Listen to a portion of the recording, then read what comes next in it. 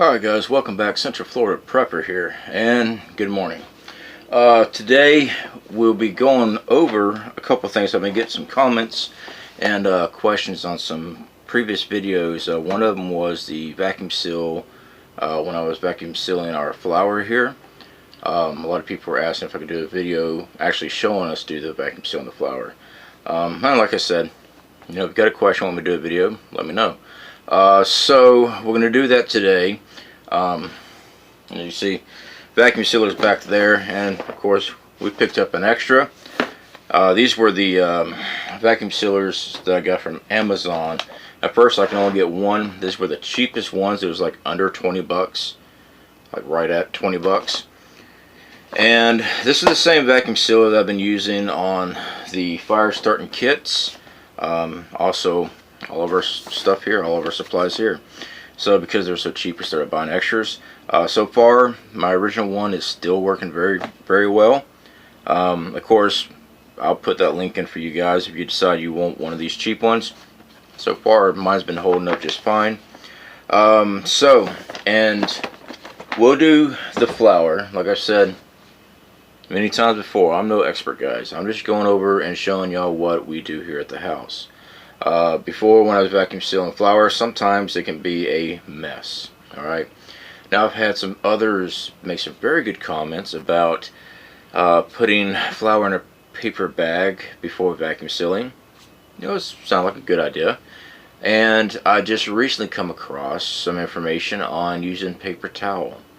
So I started figuring up the cost of paper bags versus paper towels, and then gave them a shot. Well, the paper bag does work, but we're going to really do the paper towel ones. I like the results of it better. Also, I'll be covering some more things. I've had in the past comments on when I store our salt and sugar. We use glass containers. We also use plastic containers. Oops, about cracked the glass. And I've had comments on, you shouldn't use plastic. The salt will deteriorate the plastic over time. Yeah, it will. Our salt, of course, is iodized salt. It doesn't last forever. Alright, so that goes into our normal rotational stock. I am pretty sure it's only like a 5-year shelf life on that salt.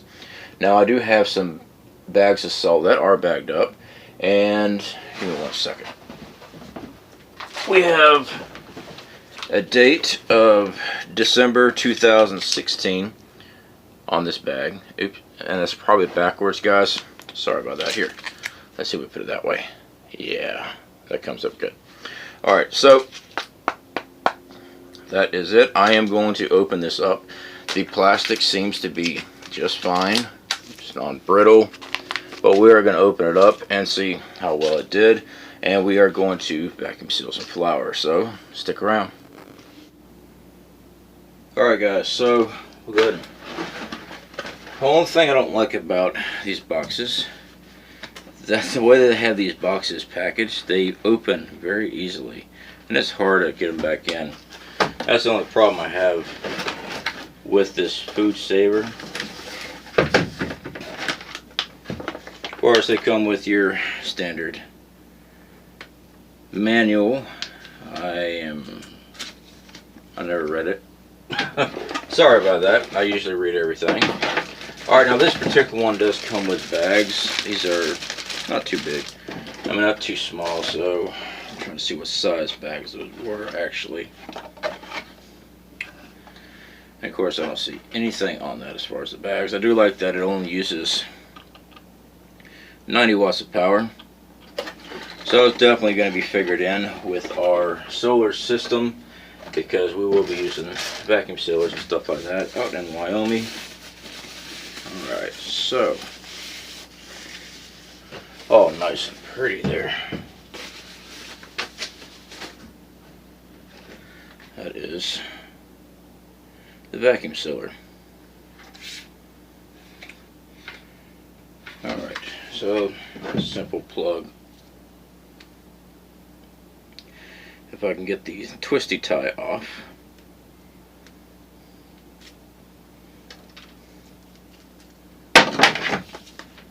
Alright.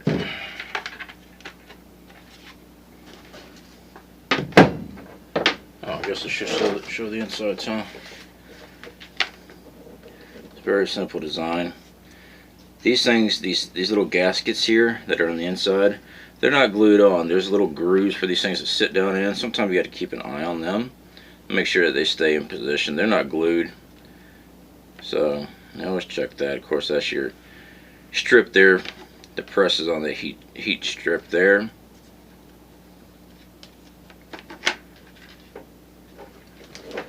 Very simple. Plug this thing in. Alright, so first up, I want to go ahead and cut this salt open. Like I said, we've had this thing in since December 2016. So 3 years. Alright. I don't remember what the actual day was. I rarely put the day. Usually I just put the month and the year. Alright, let's see if this thing's a big block.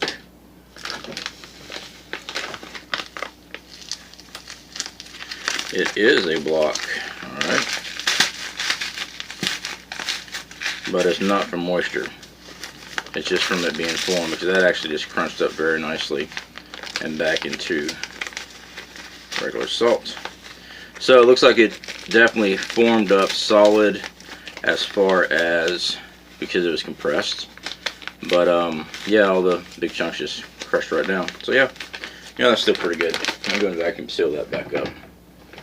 These are real simple. I always put down the diamond, the grid down on a vacuum seal. Lock it in place and hit the green button.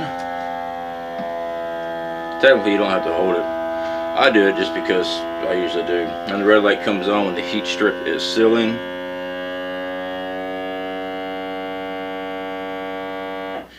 Alright, and I usually give it a couple seconds, just let it do its thing there. One of the things I forgot to mention last time, and I'll get the camera here in a minute, there's a little rubber knob right here. That's a vacuum release. So hit the clasp there near vacuum release, and sealed it right up. Let me show that rubber knob right there. When you go to release it, just do just like that, and it'll let the air back into the vacuum chamber there. Alright, so let's go ahead and get some flour out, and I'll just use these bags that they have. Why not? Okay, so got our bag of flour. I don't know how many cups is in there. I just put it in there. I don't know if you can see all the flour residue. I usually take a paper towel and wipe the inside up near the lip where I'm going to be vacuuming and sealing. Alright, that way I know for sure it will do a good seal. Now, take a single sheet of paper towel. It just depends on your bag size, but you want it to definitely touch both sides of the bag. And it doesn't have to be perfect, but just fold it up, make a little banner there. Alright, so fold this a little bit. That way it slides down in there easier. Then I can always expand it out.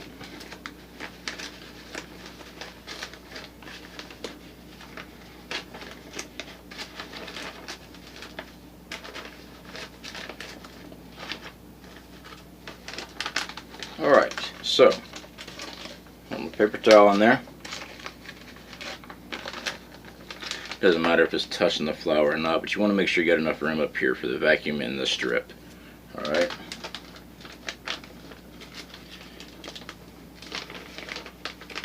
Make sure it's touching each side very well. That way the flour does not pass the seal.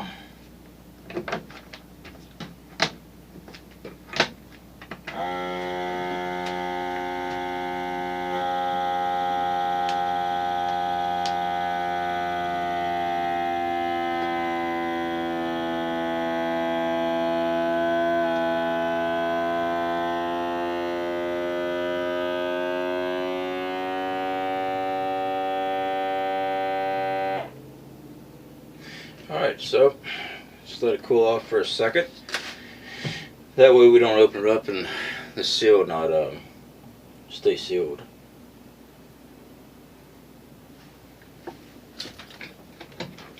Have the little vacuum release.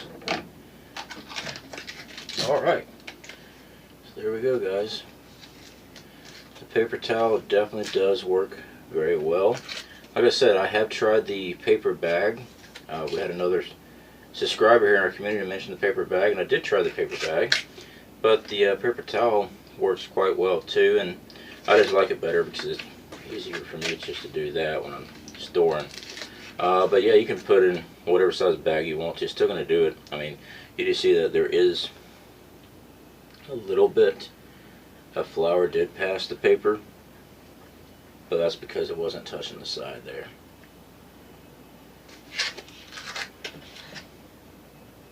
Alright guys, so that is that. Like I said, these were the cheapest ones I could find on Amazon. Back in the past when I first did a review on this, our other vacuum sealer broke. I mean, it had a lot of miles on it, let's put it that way. And it finally went out. The vacuum pump in it went out. I don't know if there was replacement parts for it or not, but it was like a $79 vacuum sealer. This one here, like I said, was 20 bucks, a little under. So, I mean, it's been hanging in there with us. We did buy, actually, when I first showed this one, it's just within like a week they were out. The seller was out, so I had to wait for a good while till these popped back up. So when they did, I grabbed a couple of them. That way we had them in storage, you know, like having extras. So guys, hopefully this video was informative. So that is how we are now vacuum sealing our flour. Now I showed in the past, when you're working on a budget and you just doing your stocks for your normal rotational, I did a video a long time ago where I just wrapped the flour with saran wrap, and then I used my heat gun to seal it, and that was a temporary fix. You know, not everybody has a lot of extra money laying around to go buy a vacuum sealer in bags. That vacuum sealer there, budget friendly, and it did come with, I believe it's 10 bags of the vacuum seal bags. And I started buying the rolls of vacuum seal bags because it seemed like I got more out of it. I could cut to exactly what I want. So I've been using those a lot. But yeah, guys, hopefully y'all will have a great rest of this weekend, it's Sunday. And I'll speak to y'all later.